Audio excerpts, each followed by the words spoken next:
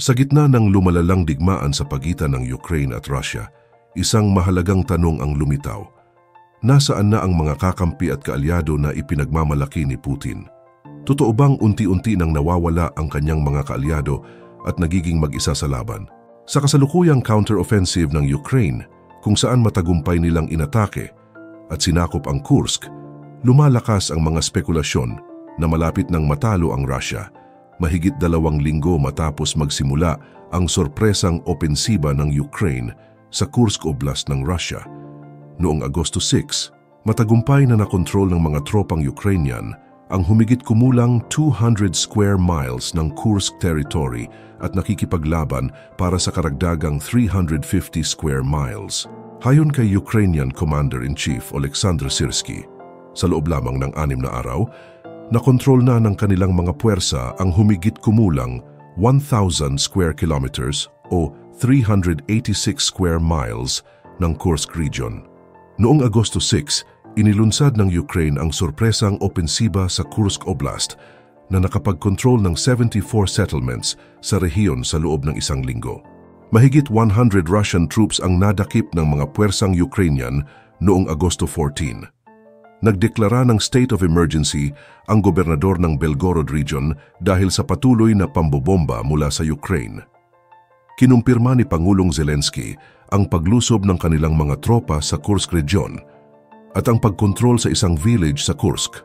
Ayon kay Pangulong Zelensky, ang layunin ng opensiba ay upang pagtibayin ang mga hangganan ng Ukraine laban sa militar ng Russia na naglunsad ng halos 2,100 artillery attacks mula sa Kursk region patungong Sum region simula Enero 2024. Idinagdag niya na ang layunin ay tactical, hindi upang sakupin ang Russian land, kundi upang pilitin ang Russia na mag-ceasefire. Gayunpaman, inilantad ng mga maniobra ng Ukrainian ang kanilang mga tangke at infantry vehicle sa mga drone ng Russia, artillery at ambush na nagresulta sa pagkawala ng 4 na tangke at 41 infantry vehicle sa unang 9 na araw ng pagsalakay. Partikular na talamak ang pagkasira ng mga sasakyang pang-impanterya na nangyayari sa halos doble sa normal na rate. Ayon sa ilang analyst, maaring gamitin ng Ukraine ang Kursk Oblast bilang bargaining chip sa mga posibleng negosasyon sa hinaharap, lalo na kung manalo si Donald Trump sa pagkapangulo ng US noong Nobyembre. Nais ng gobyerno ng Ukraine na magkaroon ng mga bagay na gustong ipagpalit ng Russia para sa mga konsesyon kung sakaling pumasok sa negosasyon. Bagamat may ilang bansa tulad ng Belarus at Iran na patuloy na sumusuporta kay Putin, ang iba pang mga bansa gaya ng China at India ay nag-iingat at hindi tuwirang sumusuporta sa digmaan. Sa kabila ng kanilang hindi pagtutol sa mga aksyon ng Russia, hindi rin nila ito ganap na sinusuportahan, na nagpapakita ng pagdududa sa kakayahan ni Putin na makakuha ng solidong alyansa. Sa kabila ng inaasahang suporta mula sa mga kakamping bansa ni Putin, tila tahimik ang mga ito at walang pakialam sa posibleng pagkatalo ng Russia sa digmaan. Ang mga bansang ito na dati ay itinuturing na mga kaalyado ay hindi nagpapakita ng aktibong suporta sa mga aksyon ng Russia. Isa sa mga pangunahing dahilan ng ganitong sitwasyon ay ang panghihimasok ng United States at NATO na nagbigay ng malaking epekto sa takbo ng digmaan sa Ukraine. Ang mga bansang ito ay patuloy na nagbibigay ng suporta sa Ukraine na nagdudulot ng pagdududa sa mga kakampi ni Putin tungkol sa kanilang sariling seguridad at mga interes. Bagamat may ilang bansa sa Asia tulad ng Uzbekistan, Kazakhstan, Azerbaijan, Kyrgyzstan at Tajikistan na patuloy na nagbibigay ng suporta sa Russia, ang kanilang tulong ay hindi kasing lakas ng inaasahan. Ang mga bansang ito ay nag-aalok ng limitadong tulong na maaring hindi sapat upang mapanatili ang lakas ng Russia sa gitna ng lumalalang digmaan. At tila sa mga bansang ito, isa ang Belarus sa mga masugid na kakampi ng Russia. Sinabi ni Pangulong Alexander Lukashenko ng Belarus na nagtalaga ang Kyiv ng higit sa 100,000 sundalo sa kahabaan ng hangganan nito sa Belarus. Ang pahayag na ito ay naganap habang patuloy ang labanan sa rehiyon ng Kursk sa Russia, kung saan naglunsad ng opensiba ang Ukraine. Ayon kay Lukashenko, Nagtalaga ang Belarus ng napakaraming tauhan at armadong puwersa sa hangganan bilang tugon sa pagdeploy ng mga tropang Ukrainian.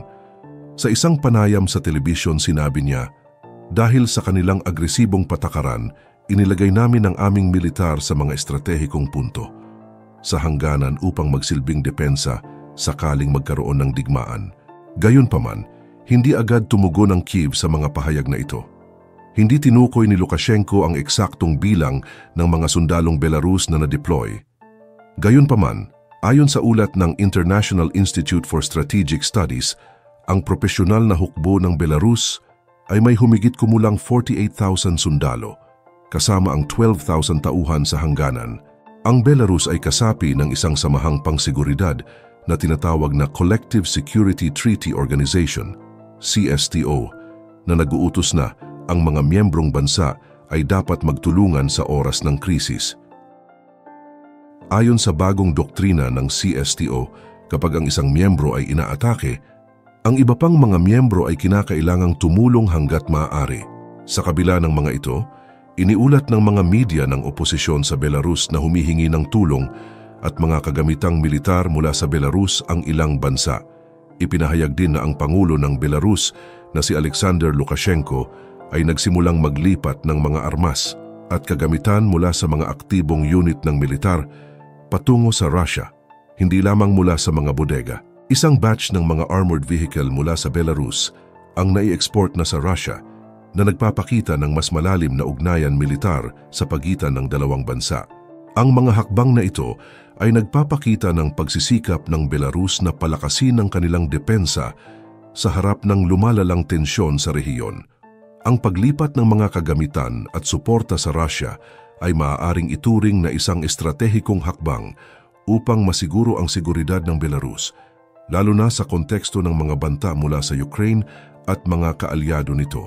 Ayon sa mga eksperto, maaaring nagsagawa si Pangulong Alexander Lukashenko ng Belarus ng pagpapadala ng mga armas sa Russia bilang tugon sa mga banta mula sa Ukraine. Ang mga kritiko ay nagsasabing ang ganitong hakbang ay isang paraan upang maiwasan ang direktang pakikilahok ng Belarus sa digmaan, na nangangahulugang ang pagpapadala ng mga tropa ay hindi kinakailangan. Ayon kay Nicola Martin, isang mananaliksik mula sa Germany. Bagamat sinasabi ng Moscow na hindi nila iisipin kung ang mga puwersang bumubuo ng mga miyembrong estado ng Collective Security Treaty Organization, CST, ay maaaring mag-ambag sa paglutas ng kanilang problema, kailangan pa rin ng isang CST member state na humingi ng tulong militar mula sa ibang mga miyembro ng samahan.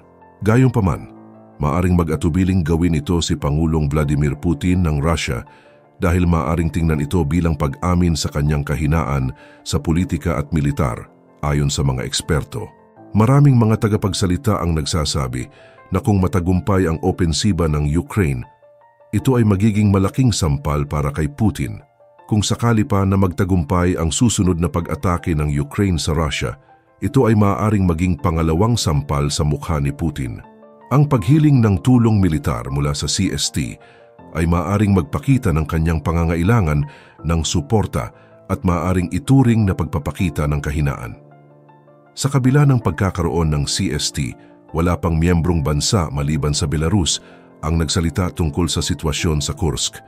Ang iba pang mga bansa tulad ng Armenia, Kazakhstan, Kyrgyzstan, Tajikistan at Uzbekistan ay nanatiling tahimik at hindi nagbigay ng anumang suporta sa militar.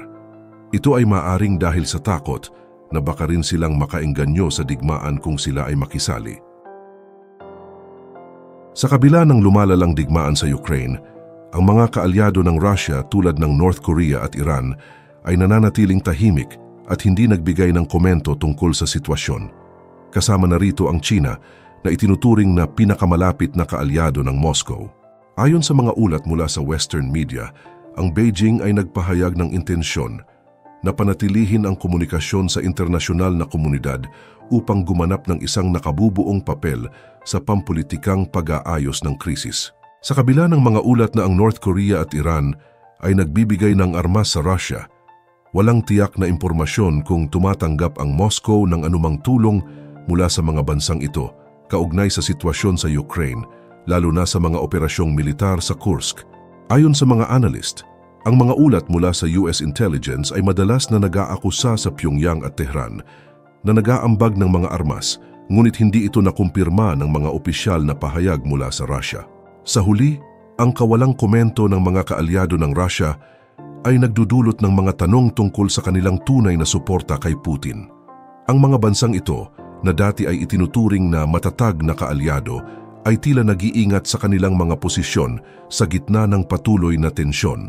Ang ganitong sitwasyon ay maaring magpahiwatig ng pag-aalinlangan sa kakayahan ng Russia na magtagumpay sa digmaan na nagiging sanhi ng pag-aalala sa kanilang mga kaalyado.